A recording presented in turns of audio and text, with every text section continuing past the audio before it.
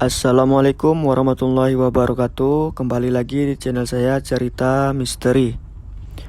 Sebelum kita masuk ke cerita, tekan dulu tombol like video ini. Dan jangan lupa tekan juga tombol subscribe dan nyalakan lonceng notifikasinya, agar teman-teman tidak ketinggalan cerita-cerita baru di channel ini. Untuk kisah kali ini langsung saja kita simak berikut ini. Nah, mulailah satu persatu barang-barang ini dikeluarkan. Hal itu membutuhkan waktu sampai sore harian. Ketika barang-barang ini sudah keluar semua, barang-barang ini posisinya ada di depan rumah tetangganya yang ada di belakang rumah itu.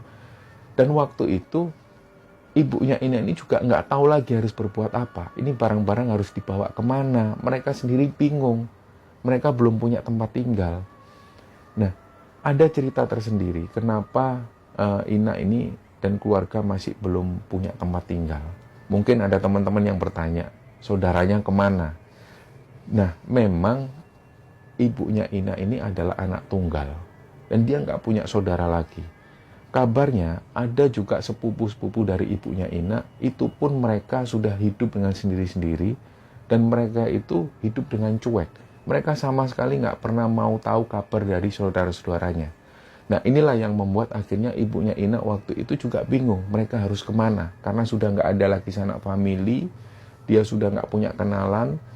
Dan pada akhirnya malam itu sekitar jam 9 malam, mungkin Ina ini saking ngantuknya, dia itu sampai tertidur di antara tas-tas yang tergeletak di sana. Dengan kondisi yang seperti itu, tetangga yang ada di sana ini pun juga nggak mau tahu. Nggak ada satupun yang menawarkan ke ibunya Ina dan juga Ina supaya mereka masuk ke rumah atau mungkin mereka menawarkan tempat tinggal. Jadi di situ mereka cuek. Pintu rumah tetangga ini tertutup semua. Sekitar jam 10 malam, Ina ini sudah mulai merasa kedinginan. Jadi ibunya itu nutupin selimut. Begitupun juga dengan kakak-kakaknya Ina yang lain. Mungkin kakak-kakaknya kondisinya sudah agak lebih besar dibanding dengan Ina. Jadi mereka lebih bisa menyesuaikan diri. Nah, pada akhirnya kakaknya ini jalan sendirian.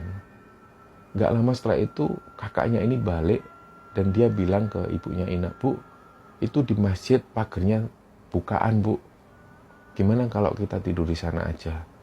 "Ya sudah, ayo gendongan adikmu itu." Nah, Ina ini digendong menuju ke masjid itu. Jadi malam itu mereka tidur di masjid, sedangkan barang-barang mereka ini masih tertinggal di sana. Sekitar subuh hari, marbot masjid ini datang membangunkan ibunya Ina, beserta juga Ina dan saudara-saudaranya. Mereka semua dibangunkan. Setelah itu mereka sholat subuh berjamaah. Setelah sholat subuh berjamaah, mereka kembali ke tempat di mana barang-barang mereka ini ditinggal. Begitu mereka kembali, ternyata ada beberapa barang-barang ini yang sudah hilang. Nah, ibunya itu juga heran.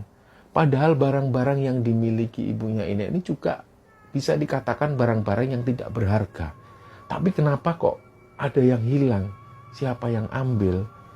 Ketika dicek sekali lagi, ternyata tas-tas itu berisi beberapa baju-baju dari saudara-saudaranya Ina. Nah, ibunya pun juga mengabaikan, ya sudahlah, biarinlah. Yang penting barang-barang ini segera dipindahkan. Gak lama setelah itu datanglah gurunya Ina.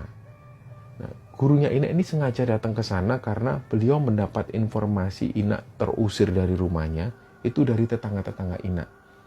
Begitu gurunya ini datang, namanya Bu Sinta.